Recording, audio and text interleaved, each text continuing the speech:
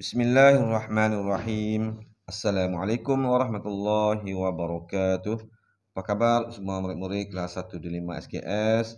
Seperti biasa, Ustaz doakan, Ustaz harapkan agar semua murid-murid kelas 1 di 5 SKS sentiasa sihat, sentiasa ceria, sentiasa bersedia untuk meneruskan pembelajaran pendidikan agama Islam bersama Ustaz walaupun secara PDPR. Alhamdulillah, hari ini Ustaz akan bawakan pelajaran adab. Pelajaran adab iaitu dalam kutub muka surat 132. Tajuknya unit 3, Zikrullah Penenang Jiwa. Zikrullah Penenang Jiwa. Sebelum itu, Ustaz ingin bawakan murid-murid untuk membaca surah Al-Ikhlas. Jom sama-sama. Bismillahirrahmanirrahim. Qul huwallahu ahad, Allahus samad, lam yalid wa lam yulad, wa lam yakul lahu kufuwan ahad. Sadaqallahul azim. Dan seterusnya, marilah kita sama-sama membaca rukun iman. Jom. Rukun iman ada 6 perkara. Pertama, beriman kepada Allah.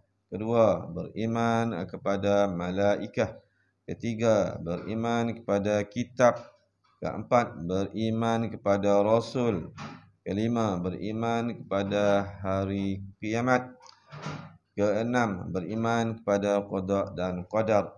Bagus. Jadi teruslah membaca dan menghafaz perkara-perkara yang telah kita belajar yang lepas-lepas.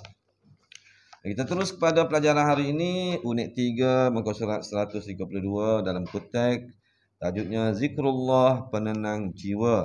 Kita akan amalkan, kita akan bincang sedikit mengenai Zikrullah Penenang Jiwa. Okey. Kita lihat dahulu apa maksud zikrullah. Jom baca sama-sama dengan Ustaz. Di buku ataupun tengok di skrin telefon yang Ustaz paparkan. Zikir ialah mengingati Allah. Zikir boleh dilakukan sama ada dengan hati, lisan atau perbuatan. Sekali lagi. Zikir ialah mengingati Allah. Zikir boleh dilakukan sama ada dengan hati, lisan atau perbuatan. Jadi zikir-zikir ni ialah mengingati Allah. Kita kena ingat Allah setiap masa. Apabila kita bangun tidur, hendaklah kita sentiasa mengingati Allah. Sehinggalah kita tidur pula. Boleh tu. Dan mengingati Allah ni boleh dilakukan dalam 3 suasana, iaitu sama ada dengan hati. Dengan hati, dalam hati ni sentiasa mengingati Allah, menyebut nama Allah. Dengan lisan, di mulut, sentiasa bersyukur, sentiasa menyebut-nyebut nama Allah. Ataupun dengan perbuatan. Perbuatan ni ialah dengan melaksanakan suruhan-suruhan Allah dan juga perkara-perkara yang kebaikan. Jadi itu semua adalah menunjukkan kita berzikir. Kita mengingati Allah. Jom kita lihat gambar pula. Gambar itu gambar yang menunjukkan kita mengingati Allah. Okey, yang pertama, gambar syukur. Syukur, berterima kasih. Jadi orang yang berterima kasih ialah orang yang mengingati Allah. Kerana apa? Kerana kita disuruh oleh Allah untuk berterima kasih. Sama ada pada Allah, sama ada kepada manusia. Sesama manusia. Jadi apabila kita lakukan apa yang disuruh oleh Allah, maka kita mengingati Allah secara tak langsung. Kerana kita buat apa yang Allah suruh, maka kita adalah orang yang mengingati Allah. Jom tengok yang kedua. Yang kedua iaitu bertaubat. Orang-orang yang bertaubat, orang-orang yang melakukan ibadat, melakukan kebaikan adalah orang yang sentiasa bersyukur dengan Allah Subhanahu Wa Taala. Orang yang sentiasa mengingati Allah. Orang yang sentiasa mengingati Allah, dia akan buat ibadat-ibadat yang Allah fardukan, yang Allah suruh. Jadi murid-murid sentiasalah melakukan ibadat, dan bertaubat ni salah satu ibadat. Okey. Yang ketiga, gambar itu menuntut ilmu, menuntut ilmu. Ingat, apabila kita lakukan apa yang disuruh oleh Allah, itu menunjukkan kita sedang berzikir. Bukan zikir mulut, zikir perbuatan, iaitu mengingati Allah. Apabila kita buat apa yang disuruh oleh Allah, termasuk dalam kategori kita mengingati Allah kerana kita melakukan apa yang disuruh oleh Allah. Boleh tu. Okey, yang seterusnya membaca Al-Quran juga mengingati Allah. Zikir. Zikir ini dalam hati dan mulut. Kita tengok bagaimana zikir di dalam hati. Jom tengok muka surat 133. Ini dah biasa kita jumpa kata berzikir. Ini adalah zikir lisan tu. Zikir perbuatan kita dah buat. Zikir hati lebih kurang zikir zikir lisan. Cuma zikir lisan ini tidak boleh dilakukan kalau kita berada di tempat yang tidak sesuai, seperti di tandas. Tak sesuai tak boleh. Tapi di zikir hati ini boleh dilakukan di mana sekalipun kerana dia tidak berbunyi. Hanya kita ni Allah sahaja yang tahu. Zikir lisan ini jangan dibuat ketika berada di dalam tandas. Zikir lisan juga adalah bersesuaian dengan apa yang berlaku.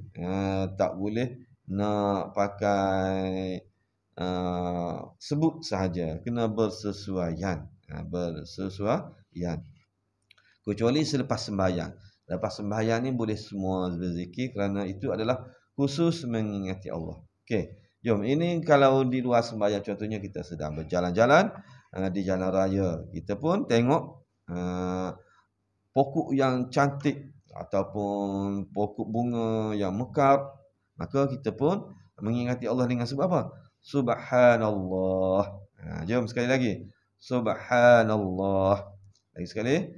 Subhanallah. Kita tengok sesuatu yang cantik, sesuatu yang indah. Kita pergi pantai, kita pun sebut Subhanallah. Okey. Seterusnya apabila kita memperolehi sesuatu, seperti kita kenyang makan, kita selesai membuat sesuatu, kita selesai kerja, selesai menulis, selesai PDPR, maka kita pun sebut Alhamdulillah. Sekali lagi, Alhamdulillah. Alhamdulillah. Kita memuji Allah sebab kita sudah buat sesuatu. Dan apabila kita terjumpa sesuatu yang di sini beri patuhi peraturan jalan raya. Ini sebenarnya apabila kita dalam keadaan yang menakutkan ataupun menggurunkan, kita boleh mengingati Allah. La ilaha illallah. Boleh tu? La ilaha illallah. Sekali lagi. La ilaha illallah. Dan yang keempat yang diberi adalah apabila kita melihat keindahan alam, Allahu Akbar. Itu apabila kita tengok gajah besar, Allahu Akbar, gajah besar. Apabila kita tengok sesuatu yang memang hebat, maka kita sebut Allahu Akbar. Kita mengingati Allah yang mencipta perkara tersebut. Jadi banyaklah zikir-zikir yang kita boleh temui dan boleh diamalkan setiap masa. Cuma kadang-kadang kalau selepas sembahyang kita boleh terus berzikir apa juga zikir-zikir yang menyebut nama Allah. Jadi setakat itu saja untuk pelajaran hari ini. InsyaAllah bertemu lagi ini Ustaz pada hari Khamis nanti dalam pendidikan agama Islam. Sebelum itu Ustaz ingin berpesanlah agar murid-murid kelas 1 di 5 SKS agar sentiasa menjaga kesihatan, agar sentiasa menghormati ibu bapa, sentiasa solat dan sentiasa menjaga SOP. Sekian saja. Wassalamualaikum warahmatullahi wabarakatuh.